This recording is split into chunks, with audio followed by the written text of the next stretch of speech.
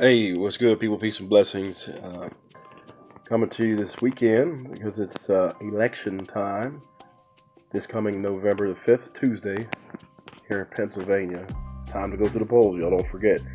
So I posted some things on my page, some things to keep you informed about what you may need to know. So check it out on my Facebook page. But I apologize, I've got a cold right now. But so a lot of things are pretty standard, and you have to make your own decisions. But there's one thing I want to talk about real quick, briefly, and it deserves a lot of time if you can sit down and read the bill about Marcy's Law here in Pennsylvania. And I have to admit, I kind of glossed over it because, like a lot of you, I've been busy just with life. But these are the kind of things that happen in courts and decisions where citizens' rights citizens' rights are taken away. So Marcy's Law basically is a law proposed to give victims of a crime the same rights as the accused. Now, on the surface, that sounds like a good thing. But after doing some reading and conferring with some people in the ACLU, which I am a member of, I'm concerned because of a few things. Because number one, it says the accused. It's one thing if you're convicted. But anybody that's being accused of something, of this crime, by this law, basically, I want you to read through Marcy's Law. Marcy's Law, just look it up, Google it, because it essentially strips away more rights of the accused. It doesn't mean that they're already convicted necessarily. My concern is that it's giving family members the opportunity to sit in on parole boards and parole hearings, and I don't know how it was prior to this, to be honest with you, but it's basically giving accused citizens a tougher road to fight. Okay, so it sounds like something good. Yes, give victims more rights. But what it actually does, it's stacking the deck against the accused more.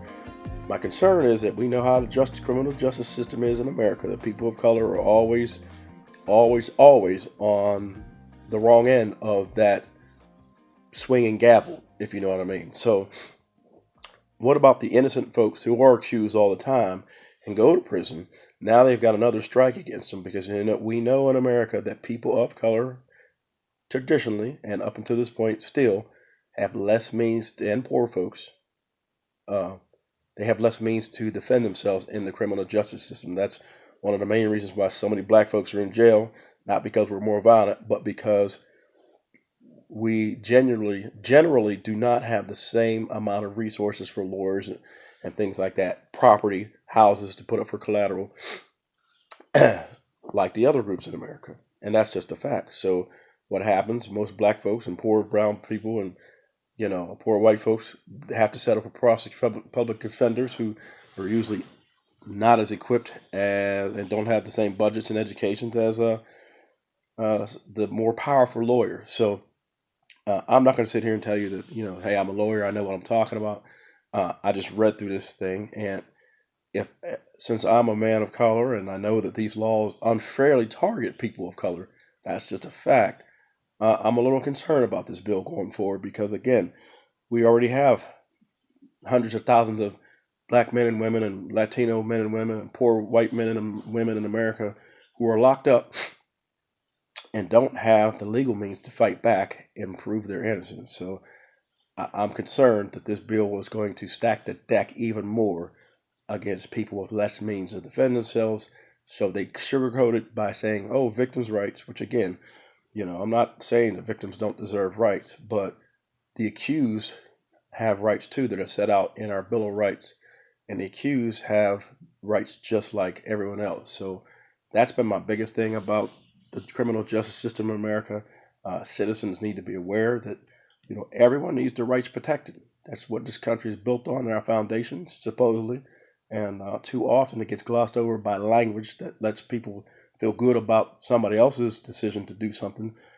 But oftentimes there is a end game why these laws are developed the way they are. So just something to read.